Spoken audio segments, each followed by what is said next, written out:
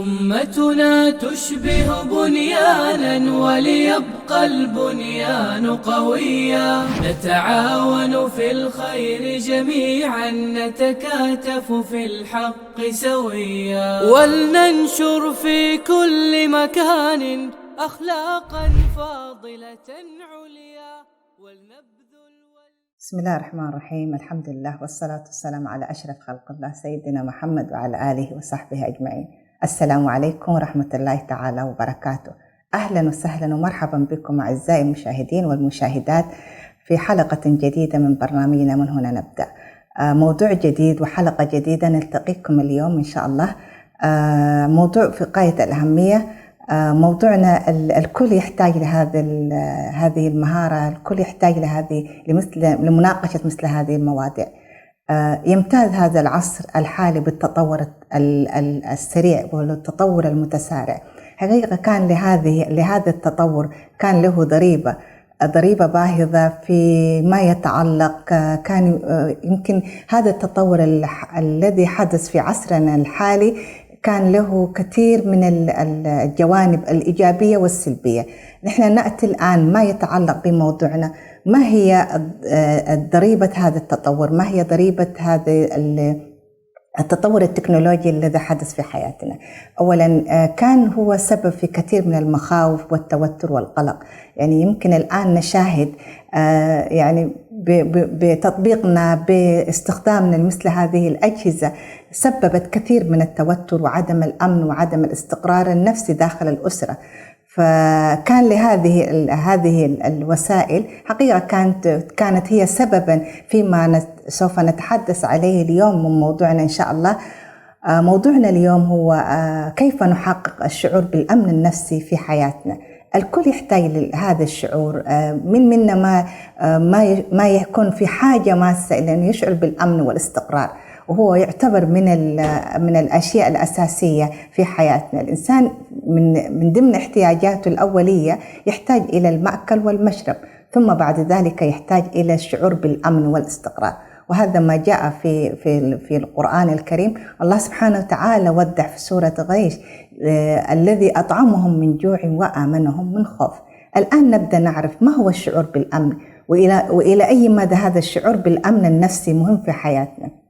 الشعور بالأمن النفسي هو مفهوم يشمل كثير من الجوانب في حياتنا، لم يقتصر على جانب واحد فقط، بل هو يتضمن الأمن في الجانب الصحي، أن أنا أشعر آمنة مستقرة في الجانب الصحي، كذلك يشمل الجانب الاقتصادي، الجانب الثقافي، الجانب التربوي، الجانب القانوني والجانب الاجتماعي. الشخص اللي يتمتع بصحة وعافية، ونسأل الله أن يمتعنا جميعا بالصحة والعافية، يكون هذا الشخص يشعر بالأمن لأنه هو آمنا في صحته في بدنه. فيبقى أنه الشعور بالأمن النفسي معناه أن أنا أشعر بالأمن في كل جوانب حياتي، إذا كانت جوانب اجتماعية، جوانب ثقافية، جوانب دينية، جوانب اقتصادية، آمنة أنه أنا عندي وظيفة، عندي مصدر دخل. فلما أشعر بهذا الأمان، أشعر بأن أنا دامنا هذا الجانب، أنه يعني ما يشكل بالنسبة لي أنا هاجس ولا يشكل بالنسبة لي أنا قلق، يكون في هذه الحال أن أنا أتمتع بالشعور بالأمن النفسي. الآن نأتي من أين تأتي المخاوف؟ من أين يأتي هذا الشعور بعدم الأمان؟ هل لهذه المخاوف، هذا للشعور بعدم الأمن النفسي له مصدر؟ أكيد له مصدر. أولا نأتي إلى أسباب أو مصادر عدم الشعور بالأمن النفسي.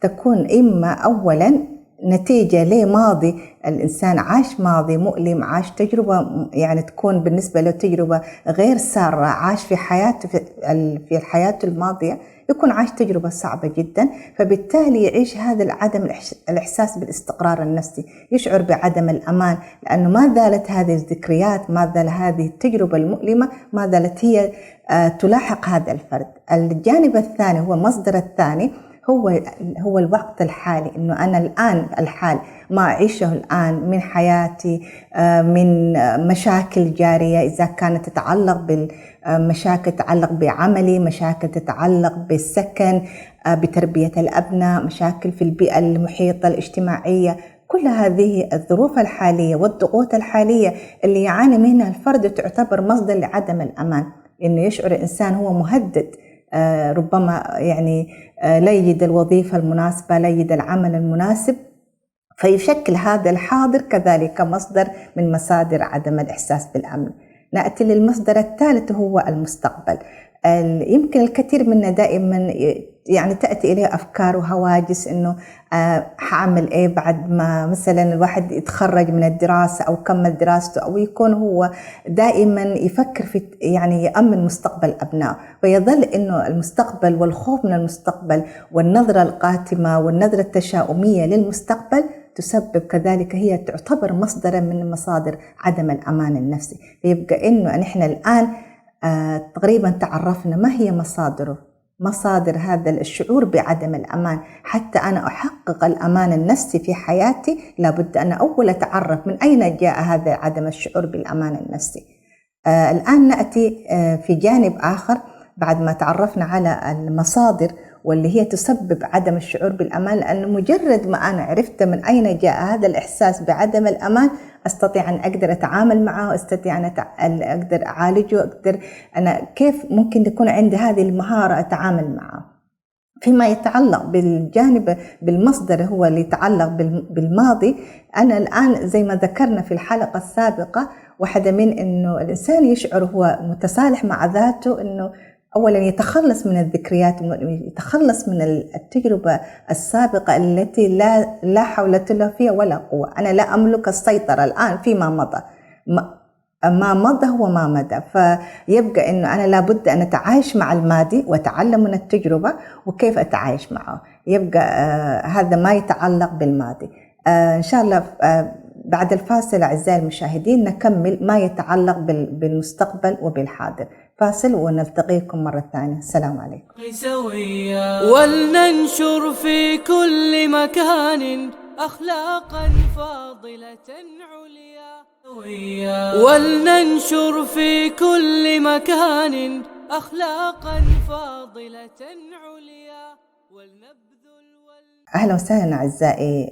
تحدثنا قبل الفاصل فيما يتعلق بالماضي، والماضي الذي لا أملك عليه أي قوة ولا سيطرة، لأنه أصبح الآن شيء مضى في الفترة السابقة.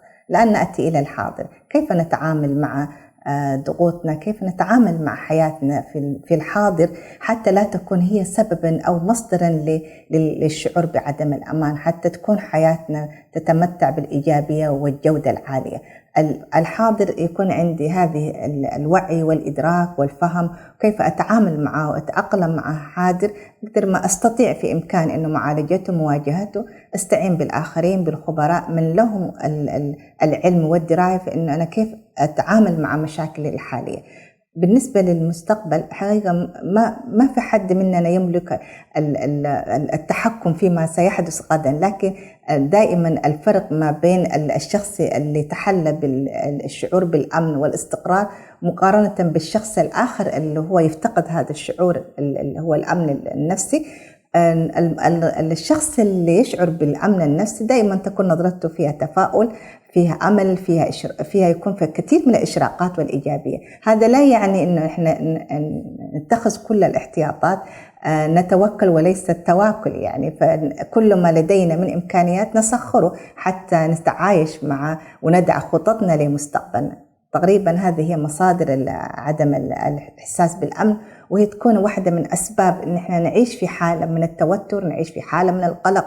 ويمكن بدأت في البداية كانت لهذا التطور، لهذا التقدم اللي نحن نعيشه اليوم، كان هو واحدة من أسباب المخاوف، وتكون هي أسباب لعدم الإحساس بالأمن. مثلا الآن إذا أنا عندي ابن ويعني أصبح الجهاز إذا كان تابلت أو السمارت فون أصبح هو الآن واحدة من الوسائل اللي تجعل في وقتنا الحالي عدم إحساس الوالدين بالأمن، لأنه يتوقع أن ابنه ممكن من خلال هذه الوسيلة، من خلال هذه الأجهزة يتعرف على أشياء قد تكون يعني تتنافى مع قيمنا الإسلامية، تتنافى مع قيمنا وعاداتنا وتقاليدنا. فأصبح كيف أنا أؤمن هذا الجانب، كيف أتعامل مع ابني، يحتاج مننا الكثير من الوعي والعلم، وأن نواكب هذه الوسائل، بمعنى أنه إحنا الآن رضينا أم أبينا كل يوم يعني يكون عندنا أجهزة متطورة أكثر، وأصبح الآن يعني الإنسان من الصعب يتحكم في هذه الوسائل، لكن بإمكاننا نتعامل معها، ويكون عندنا كذلك آلية كيف إنه لو حصل أي شيء مثلا، يعني يمكن الطفل أصبح مثلا يستخدم هذه الوسائل في أشياء غير تكون يعني تكون أشياء تعود عليه بالأشياء النيجاتيف زي ما يقول، أو بالأشياء اللي تضر في حياته. فيحتاج إحنا كوالدين كمرشدين كمربيين كموجهين لابد أن إحنا ندرك ونتعايش مع الواقع الذي نعيشه. الآن نأتي في جانب آخر، ما هي أسباب عدم الأمان أو ما هي أسباب عدم الإحساس بالأمن النفسي؟ حقيقة لكل شيء له سبب. إحنا طبعا تعرفنا على المصادر، الآن نأتي ما هو السبب اللي يجعل أي واحد مننا يشعر بعدم الأمان؟ هم تقريبا هو سببين. يعني السبب الأول زوال النعمة، إذا كان الفرد يعيش في حالة من الأمن والاستقرار وسبحان الله ابتلي بأنه فقد هذه النعمة اللي هي نعمة الصحة، إذا كان نعمة البصر، نعمة السمع، نعمة الحواس كلها، أو فقد أحد أعضائه، يعني يأتي هنا الإحساس بعدم الأمان. لمجرد أن أنا كنت أتمتع بنعمة وفقدت هذه النعمة، يأتي الإنسان يشعر بعدم الأمان، أنه أصبح الآن عاجزا. واحدة من أسباب كذلك الإحساس بعدم الأمان اللي هي عدم الاستقرار. إذا كنت أنا في بلد ما أشعر بالاستقرار بالأمن، أنا دامنة قوت يومي، عايشة في وظيفة، أنا يعني يمكن راضية بالوضع اللي أنا كنت أعيش فيه، فإذا جاءت الأقدار وأنا مثلا زالت من هذه نعمة الاستقرار واضطريت أن أهاجر في بلاد ثانية، وده اللي حاصل الآن في عالمنا. مثل كثير من الأسر اللي هاجرت في الدول الغربية وتعاني الآن كيف كانت هي مستقرة في بلادها، لكن يعني لما جاءت يعني الهجرة أصبح الآن التأقلم مع بيئة جديدة والتعامل مع حياة الغربة ما كان هو بالشيء السهل. فكان هو واحدة من أسباب إن شعور بعدم الأمان، إن أنا أعيش في بيئة مختلفة، مش مجتمع مختلف تماما. كيف أنا أأمن على ابني لو هو ذهب للمدرسة أو تعامل مع الجيران وهكذا. والآن أتت الهجرة العكسية، بعد ما هو الإنسان مننا تأقلم وتعايش مع هذه الدول، أتت الآن نتيجة للتغييرات في بعض المناهج، نتيجة أصبحت في يعني كثير من المضايقات بالنسبة خاصة للمسلمين. أصبحت الهجرة العكسية، الآن الناس تهاجر تعود مرة ثانية، جاءت رحلة البحث لدول أخرى. هذه واحدة من أسباب عدم الشعور بالأمان. وأنا في محاضرات سابقة التقيت مع كثير من الأخوة والأخوات يعيشون مثلا في الدول الاسكندنافية، في أمريكا، في كندا، في أستراليا، فدائما عندهم هذا الهاجس، أنا ما أأمن على ابني، أنا كيف أضمن أن ابني يذهب إلى المدرسة والمدرسة تختلف عننا في أشياء كثيرة. هذه واحدة من مصادر أو أسباب عدم الشعور بالأمن اللي هي زوال النعمة. كانت لهذه الكوارث الطبيعية حقيقة في كثير من الدول كانت هي واحدة من أهم أسباب عدم الإحساس بالأمن، لأن الإحساس بالأمن كما ذكرت له أسباب عدة، من ضمنها اللي هي أسباب زوال النعمة، أو تأتي مصيبة كالحروب، كفقد عزيز، يمكن تفقد أعز إنسان بالنسبة لك يعتبر هذه مصيبة. ويمكن نحن نلخص هذا الجزء ما يتعلق بأسباب عدم الأمن النفسي في قول الرسول صلى الله عليه وسلم: من بات آمنا في سربه معافا في بدنه دامنا قوت يومه فكأنما حزت له الدنيا. وهذا ما يسميها في الرسول عليه الصلاة والسلام في دنيا المؤمن. دنيا المؤمن إن أنا أكون آمنة على يعني دامنة قوت يومي، أنا أكون متعافية في جسدي، آمنة في مالي، في بيتي، في أسرتي. وذلك كانت هي دعوة سيدنا إبراهيم عليه السلام: اللهم أجعل هذا البلد آمنا مطمئنا وأرزق أهله من الطيبات. فهذا عاملين أساسيين للإحساس بالأمن.